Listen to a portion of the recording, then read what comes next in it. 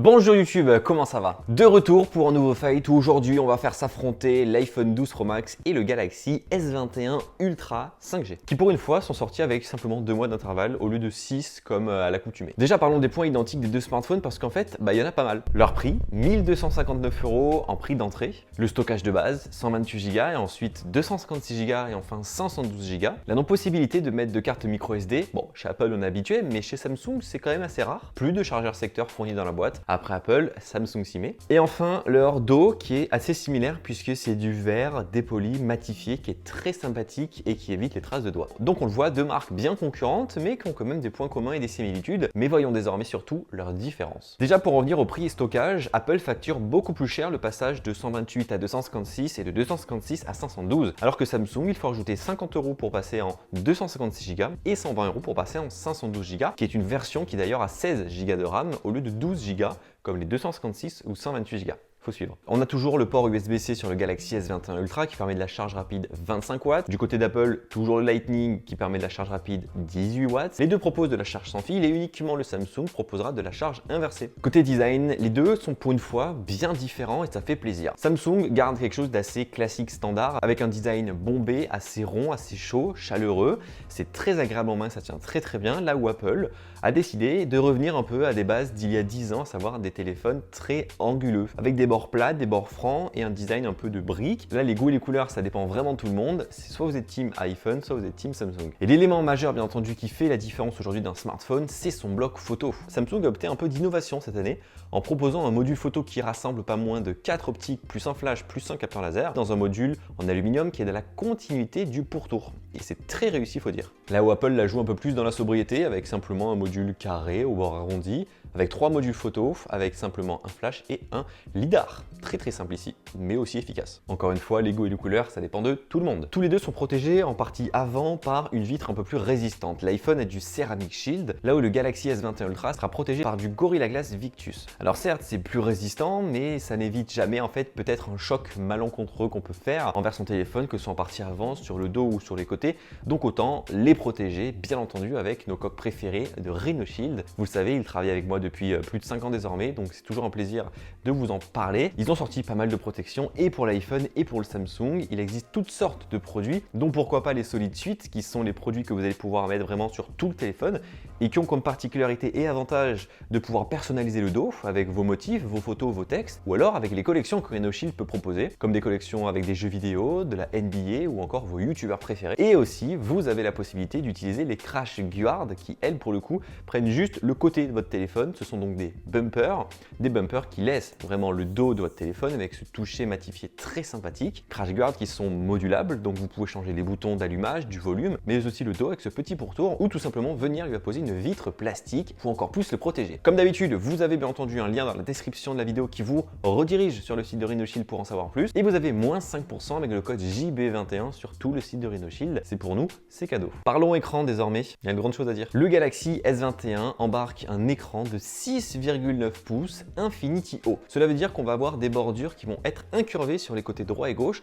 Bon, l'incurvation est toute petite, mais c'est quand même là pour avoir une plus grande immersion. Et en fait, le poinçon tout en haut qui renferme la caméra frontale. Donc en fait, on a un téléphone avec une immersion dingue et c'est magnifique. Cet écran est en dynamique AMOLED 2X en WQHD+, avec un taux de rafraîchissement adaptatif 100 Hz. Peut-être que vous n'avez rien compris, mais il faut juste retenir que vous avez en face de vous l'un des meilleurs, si ce n'est le meilleur écran sur un smartphone. Sa luminosité maximale est de 1500 nits, c'est bluffant. Il offre également une protection du confort oculaire et un volume colorimétrique à 100%. Donc franchement, il est génial. À côté, l'iPhone 12 Pro Max fait quand même très bien, mais beaucoup moins bien. C'est-à-dire qu'on va avoir un écran en Super Retina XDR de 6,7 pouces, donc il est plus petit, avec des bordures un peu plus grosses et surtout cette grosse encoche qui est là pour Face ID, bien entendu, la détection de visage. On a un écran OLED, bien entendu, mais uniquement 60 Hz. Donc si vous avez goûté au 100 Hz, ça vous fera bizarre d'avoir un écran 60 Hz, mais si vous n'avez jamais goûté un écran aussi rapide, fluide, efficace et smooth qu'est l'écran 100 Hz, honnêtement, l'écran d'iPhone 12 Pro Max est très bon. Simplement, sa luminosité n'est que de 1200 nits, donc il est un peu moins lumineux et puissant que le Galaxy S21 Ultra. D'ailleurs, petit plus concernant concernant ce fameux Galaxy S21 Ultra, c'est de proposer sous l'écran un capteur d'empreinte digitale pour déverrouiller avec son doigt. Parce qu'aujourd'hui, on le sait, avec les masques, utiliser de la détection de visage comme on peut le faire avec l'iPhone 12 Pro Max, c'est pas très pratique. Et finalement, on se retrouve à utiliser le code de son téléphone comme si on avait un téléphone d'il y a 10 ans. Donc c'est vraiment pas pratique aujourd'hui Face ID sur iPhone avec tous les masques à la journée. Donc on espère que Touch ID va faire son grand retour cette année sur la prochaine gamme des iPhones. Parce que Face ID c'est sympa, mais que chez soi. Et également petit plus pour le Galaxy S21 Ultra, c'est la compatibilité avec le S Pen, vous savez, ce petit stylet que Samsung de base proposait pour les Galaxy Note. Et bien cette fois-ci, il est compatible avec les Galaxy S, donc si vous souhaitez, pourquoi pas, utiliser un stylet qui est vraiment fait pour ce smartphone, vous pourrez, l'iPhone en est dépourvu. Parlons désormais d'OS, de puissance et d'écosystème parce que vous allez voir que tout est lié. Apple a une grande force, c'est en fait de tout faire. Le hardware, c'est-à-dire le produit en lui-même, le software, donc à savoir le logiciel, iOS, mais aussi la puce qui fait tourner tout ça, l'A14 Bionic. En fait, ça veut dire que quand Apple commence à créer ce produit, chaque team est dédié pour une tâche et en fait, ils vont travailler tous ensemble pour faire le meilleur produit qui va fonctionner en symbiose. Ça, c'est génial. Là où Samsung, pour le coup, n'est pas du tout pareil. Samsung fait le produit, ensuite ils ont un Exynos à l'intérieur, l'Exynos 2100 qui fonctionne extrêmement bien, mais qui est quand même un peu différent. Et ensuite, ils ont Android à l'intérieur. Tout n'est pas fait par Samsung. Sur le papier, la 14 Bionic bat l'Exynos 2100 si on fait des purs scores Geekbench. En réalité, honnêtement, c'est très kiff-kiff. Je vois deux téléphones en face de moi qui sont extrêmement puissants, extrêmement réactifs, répondants et qui ont vraiment aucun problème pour exécuter la moindre tâche, que ce soit en photographie, en vidéo, en jeu vidéo. Bref, c'est génial. Alors qu'en fait, l'iPhone n'a que 6 Go de RAM. Là, on voit que le Galaxy S21 Ultra en a jusqu'à 16 pour sa version 512 Go. Bien entendu, les deux sont compatibles 5G, simplement le Galaxy S21 Ultra aura quelque chose en plus, c'est une compatibilité avec la norme Wi-Fi 6E, qui est une nouvelle norme qui commence à être déposée et déployée petit à petit, qui va permettre d'avoir plus de fréquences et plus de rapidité et réactivité. Cependant, les deux sont ultra wideband pour tout simplement avoir des meilleures communications entre appareils, et ça c'est peut-être anecdotique, mais c'est très important de l'avoir. Les OS, bien entendu, Android 11 d'un côté avec la surcouche One UI 3.1, iOS 14.4 de l'autre côté, avec pas de surcouche puisque c'est iOS. Franchement, il y a tellement de choses à dire sur cette partie-là qu'on pourrait en faire une vidéo dédiée. Si d'ailleurs ça vous intéresse, n'hésitez pas à me le dire en commentaire, on pourrait faire vraiment un gros fight entre Android et iOS. Venons-en désormais à la grande partie de cette vidéo, à savoir la partie photo.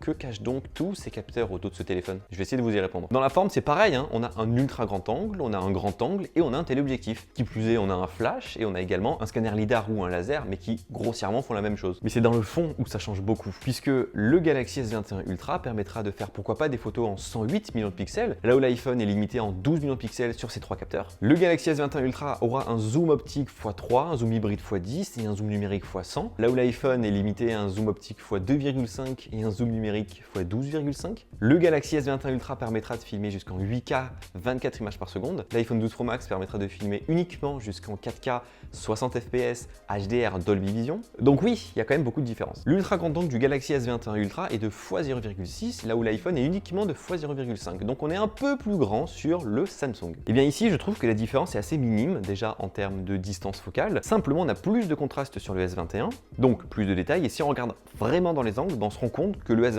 Ultra amène plus de netteté malgré la faible qualité quand même que peut proposer l'ultra grand angle. C'est exactement pareil sur cette photo. En ultra grand angle, si on zoome vraiment à l'intérieur, on découvre que le haut du manège est bien mieux défini sur le S21 Ultra avec de la couleur, alors que sur l'iPhone c'est très fade. Quand on passe cette fois-ci au grand angle, qui a deux possibilités, soit 64 millions de pixels, soit 108.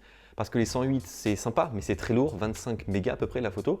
64 c'est 4 mégas, donc c'est plus facile d'exporter pour pourquoi pas les mettre sur les réseaux sociaux. Ici, les photos de loin semblent assez proches, mais quand on zoome dans l'image, par exemple, sur la devanture colorée du magasin, eh bien on voit deux couleurs totalement différentes. Plus de détails chez Samsung sur les rayures et les traces qui sont au centre, là où Apple en fait a un peu plus lissé sa photo. Alors ça en soi c'est normal, hein, c'est dû au fait que Apple a simplement 12 millions de pixels. On n'a pas autant de détails qu'avec un 64 millions de pixels. Et cette autre photo, pareil au musée des Beaux-Arts, montre bien la différence de couleurs qu'offrent les deux smartphones, où on a d'un côté Samsung qui propose un cliché avec des couleurs plus pâles, là où en fait Apple y met un peu plus de peps. Par contre, j'ai été assez surpris également sur cette photo qui de loin semble assez identique, mais si on zoome en bas à droite, on se rend compte que le S21 Ultra a voulu un peu plus rajouter de contraste et de détails dans la photo, simplement on se retrouve avec une photo totalement graineuse, là où l'iPhone en fait c'est beaucoup plus lisse, mais beaucoup plus proche de la réalité. Quand on passe cette fois-ci sur le capteur 108 millions de pixels, cela apporte une chose primordiale, c'est de pouvoir zoomer dans l'image très loin sans perdre de qualité. Donc là par exemple, cette photo de du kiosque, si on regarde au fond sur le bâtiment, grâce aux 108 millions de pixels, la façade est beaucoup plus détaillée que sur l'iPhone. Et c'est exactement pareil pour les pavés devant. C'est beaucoup plus net et détaillé sur le S21 Ultra que sur l'iPhone. Et passons enfin au gros point qui va malheureusement mettre à l'amende l'iPhone, c'est le zoom bien entendu, puisque lui est très limité. Ici, en 2,5 pour l'iPhone et en x3 pour le S21 Ultra, l'iPhone, je trouve, s'en sort malgré lui beaucoup mieux. On a plus de détails sur les briques des immeubles et l'ensemble est beaucoup plus harmonieux. Cependant, dès lors qu'on vient zoomer en x10 sur les deux produits, là le résultat est sans appel. Le Samsung, on a vraiment l'impression d'avoir une belle qualité d'image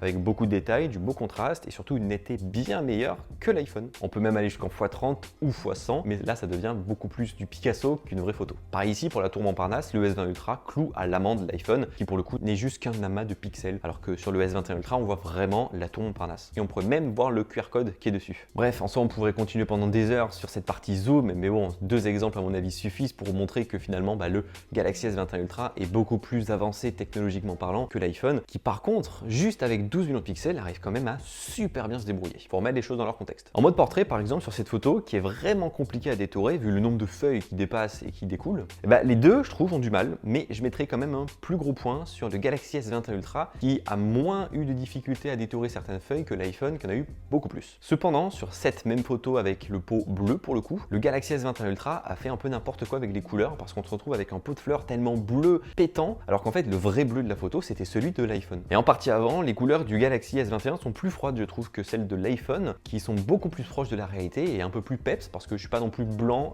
comme la neige niveau visage, je suis un peu plus bronzé. Côté vidéo, j'ai pu vous en parler un peu, mais 8K, 24 images par seconde sur le Galaxy S21 Ultra, je trouve pas ça hyper important de nos jours, parce qu'on peut lire nulle part en fait de la 8K. Alors oui, on peut faire des clichés, des screenshots de 33 millions de pixels sur un flux 8K, mais honnêtement, qui va faire des vidéos à la place de faire une photo? Très peu de monde. Donc autant filmer en 4K 60 sur les deux produits, et là on a une qualité extrêmement équivalente. Bref, tout ça pour dire que dans cette partie photo et vidéo, on a deux smartphones qui proposent tous les deux des fonctionnalités bien différentes. Le Galaxy S21 Ultra est beaucoup plus performant et avec beaucoup plus d'innovation. L'iPhone fait quant à lui quand même très bien avec le peu de choses qu'il propose. Et enfin, dernier point, l'autonomie. Samsung annonce 5000 mAh pour le Galaxy S21 Ultra. Apple ne communique pas sur l'autonomie en milliampérage. Simplement, je trouve à l'utilisation que le Galaxy S21 Ultra est meilleur niveau autonomie que l'iPhone qui quand même s'en sort bien. Simplement ici, on a vraiment une batterie qui tient largement la journée d'utilisation et on peut même pousser pourquoi pas sur une deuxième matinée de journée et franchement c'est hyper appréciable, vraiment. Donc pour conclure cette vidéo, 1259 € de smartphone. Si vous voulez quelque chose de très bien optimisé, un iPhone. Si vous voulez un produit 100% calé sur l'innovation, le Galaxy S21 Ultra. Deux écoles, deux smartphones, deux marques, deux produits bien différents mais qui sont très cool et j'ai hâte quand même de voir qu'est-ce qui va sortir cette année pour concurrencer ces deux gros mastodontes. Je fais pas plus long. Si vous avez des questions, bien entendu, les commentaires sont là. Je me ferai une joie de vous y répondre. Gros pouce bleu dans la barre des pouces bleus. Et puis quant à nous, on se retrouve très bientôt sur YouTube pour parler de plein d'autres sujets tech,